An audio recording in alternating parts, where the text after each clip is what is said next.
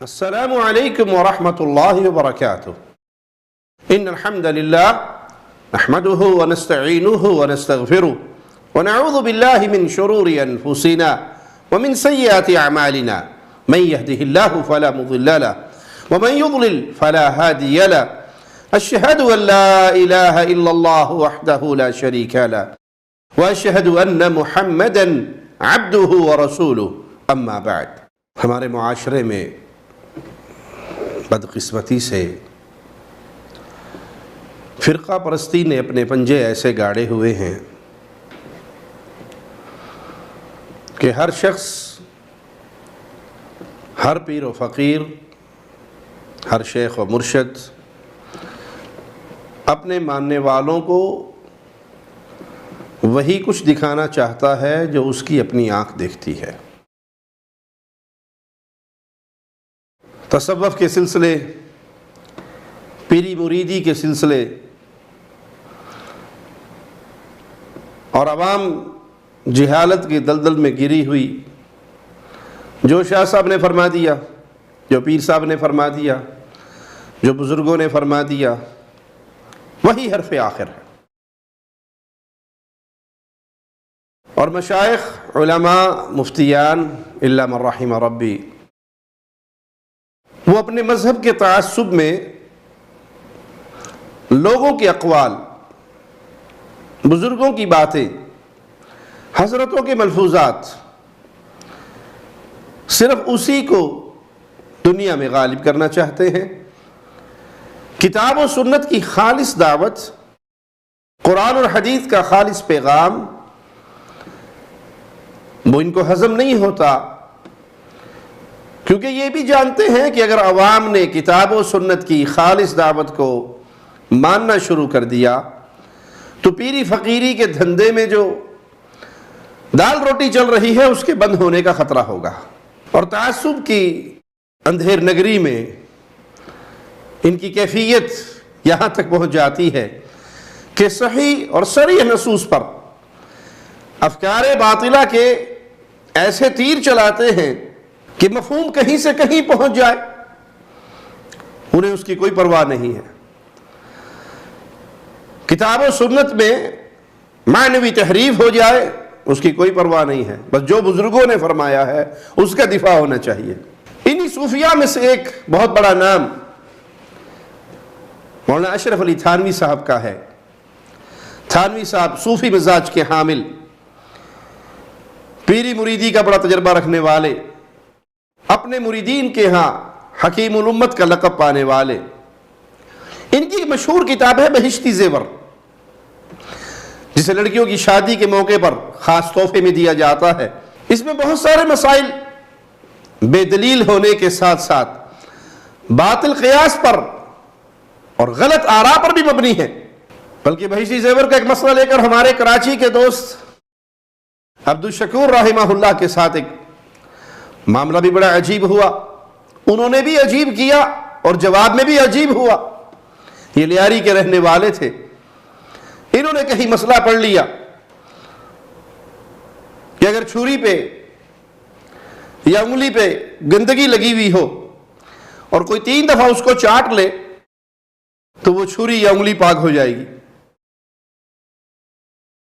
تو انہوں نے جان بوجھ کے ایک چھری پر گندگی لگائی اور ایک شاپر میں لپیٹ کے اپنی جیب میں ڈال لی، اور تھانوی صاحب کے ماننے والے ایک مدرسے میں چلے گئے۔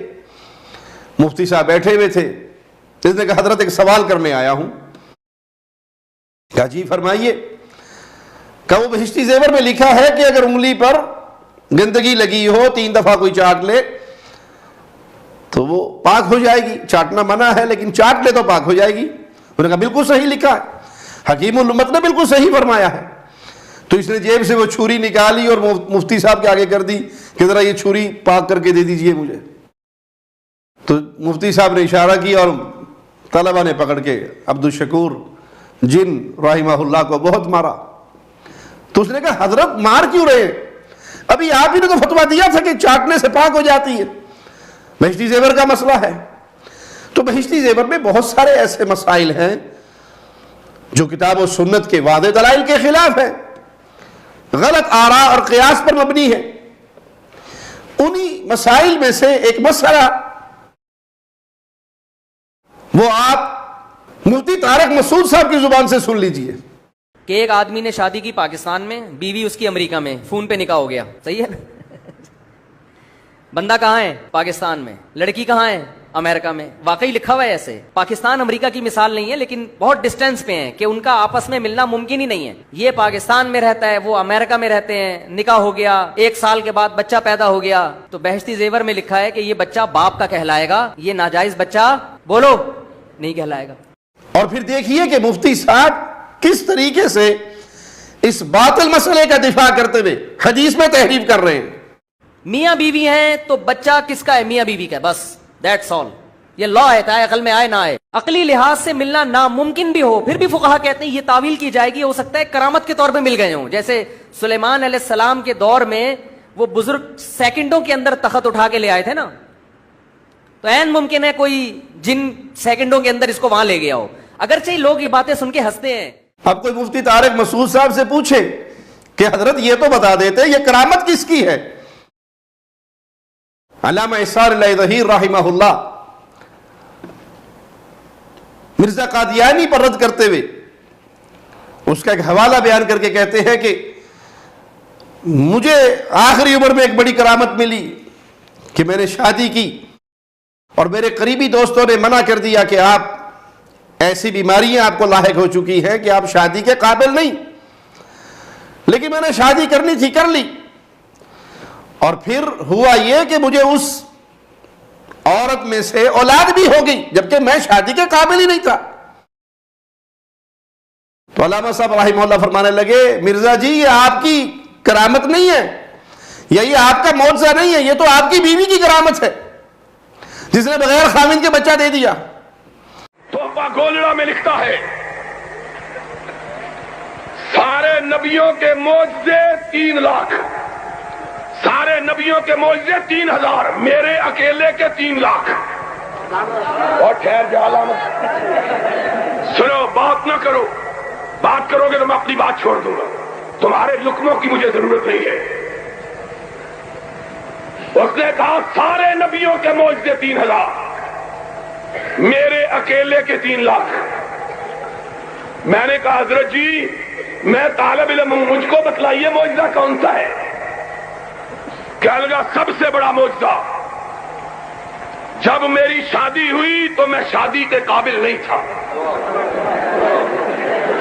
جب میری شادی ہوئی تو میں شادی کے قابل نہیں تھا. حکیم نور دین کو پتا چلا، اس نے کہا حضرت جی شادی نہ کرو، فتنے کا ڈر ہے. شادی نہ کرو. اور جانتے ہو فتنہ؟ فتنے کا ڈر ہے. کہا لیکن میرا معجزہ دیکھو، ابھی 9 مہینے نہیں گزرے تھے بچہ پیدا ہو گیا. میں نے اپنے کتاب میں لکھا، میں نے کہا حضرت جی معجزہ ٹھیک ہے لیکن تمہارا نہیں، تمہاری بیوی کا. تو ہم پوچھتے ہیں کہ مفتی صاحب یہ کرامت کس کی ہے؟ پڑوسی کی کرامت ہے یا بیوی کی کرامت؟ یہ کرامت سے بھی تو پردہ ہٹا دیتے، کرامت کس کی ہے؟ اس مسئلے کا غلط دفاع کرتے ہوئے صحیح بخاری کی ایک روایت سے استدلال کیا جاتا ہے کہ صحابی رسول سیدنا سعد بن ابی وقاص رضی اللہ عنہ وارضاہ نے اپنے کافر اور زانی بھائی عتبہ بن ابی وقاص کی وصیت کے مطابق یہ دعویٰ کیا تھا کہ زمعہ کی لونڈی سے جو بچہ پیدا ہوا ہے وہ میرا بھتیجا ہے، کیونکہ میرا بھائی وصیت کر گیا کہ اس سے میں نے زنا کیا. اور فتح مکہ کے سال سیدنا سعد نے وہ بچہ لے لیا اور کہا یہ میرے بھائی کا بچہ ہے، لیکن عبد بن زمعہ نے کہا کہ یہ میری باپ کی لونڈی کا بچہ ہے اور میرے باپ کے بستر پہ پیدا ہوا ہے، لہذا یہ میرا بھائی ہے. فیصلہ جب رسول اللہ صلی اللہ علیہ وسلم کے پاس آیا تو آپ نے یہ بچہ عبد بن زمعہ کے حوالے کر دیا اور ارشاد فرمایا الولد للفراش وللعاہر الحجر. بچہ اسی کا مانا جائے گا جس کے بستر پر پیدا ہوا، اور زنا کرنے والے کے لیے رجم کی سزا ہے. صحیح بخاری 2053 نمبر روایت ہے. ہم عرض کرتے ہیں کہ یہ حدیث مفتی طارق مسعود صاحب کے لیے دلیل نہیں بنتی، کیونکہ یہاں اس لونڈی کا مالک موجود ہے اور وہ اس کے ساتھ ہم بستر بھی ہوا ہے، اور اس کا بیٹا کہہ رہا ہے کہ یہ میرا بھائی ہے، لیکن بہشتی زیور میں جس مسئلے کا ذکر ہے وہاں شوہر اور بیوی زندگی میں ملے ہی نہیں، ایک مشرق میں ہے ایک مغرب میں ہے، ہزاروں میل دور ہے، نہ ایک دوسرے کو دیکھا، نہ ملاقات ہوئی، نہ ہم بستری ہوئی. اور مفتی صاحب بھی تسلیم کر رہے ہیں کہ ان کا آپس میں ملنا بھی ناممکن ہے. مفتی صاحب کے الفاظ ذرا سماعت فرمائیں.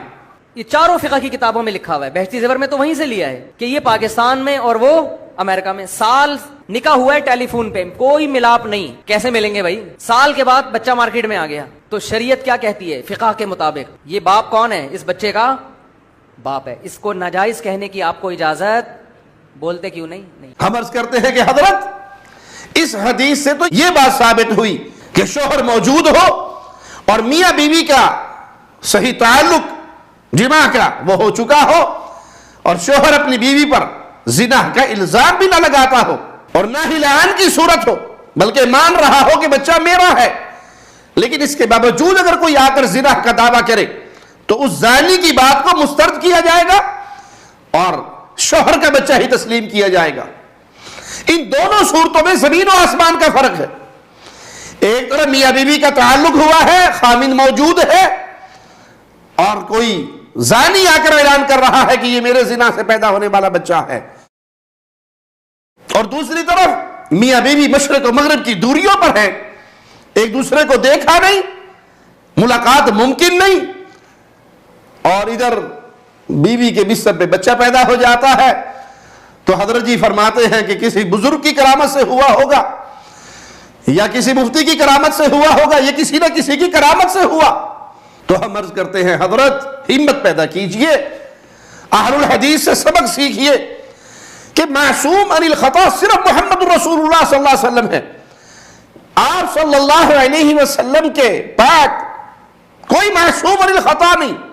اگر کسی نے کوئی بات غلط لکھ دی تو ہمت جرأت پیدا کر کے اسے غلط مان لیجئے، کیا بگڑے گا؟ ارے بھائی خود امام ابو حنیفہ رحمہ اللہ رحمتا واسعہ، اہل السنہ کے امام، ہمارے امام، وہ اپنے شاگرد سے کہتے ہیں کہ میری ہر بات نہ لکھو، مجھ سے پوچھ پوچھ کے لکھو کہ یہ فتویٰ میں نے کس دلیل کی بنیاد پر دیا ہے. میں آج کوئی فتویٰ دیتا ہوں اس کے خلاف دلیل پالوں تو رجوع کر لیتا ہوں، اور امام صاحب کے کتنے مسئلوں میں رجوع ثابت ہے. تو آج اس کے بعد کوئی آنے والا، کوئی مولوی صاحب، کوئی شیخ صاحب، کوئی حکیم الامت صاحب، کوئی بزرگ ہستی، اگر ان کے قلم سے کوئی غلط مسئلہ لکھا گیا تو تسلیم کر لیجئے کہ انسان غلطی کا پتلا ہے. لیکن اس کے دفاع میں آپ احادیث کو تعویل کے ذریعے ایسا مفہوم پہنانے کی کوشش کریں کہ آپ کے بزرگ کی بات ٹھیک ہو جائے، تو جب تک اہل الحدیث زندہ ہیں آپ کا یہ خواب کبھی شرمندہ تعبیر نہ ہوگا. اقول قولی ھذا واستغفر اللہ لی ولکم ولسائر المسلمین فاستغفروہ انہ هو الغفور الرحیم. ہر لمحہ قرآن اور سنت کا ترجمان، فضیلت الشیخ توصیف الرحمان.